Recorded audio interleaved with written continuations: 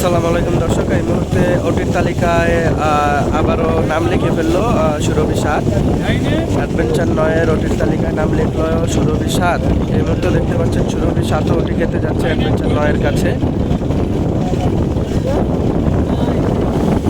আপনারা পুরো ভিডিওটি দেখুন, তাহলে বুঝতে পারবেন যে অ্যাডভেঞ্চার 9 কত দ্রুততার সাথে সুরভি সাতকে ওটি দেয়।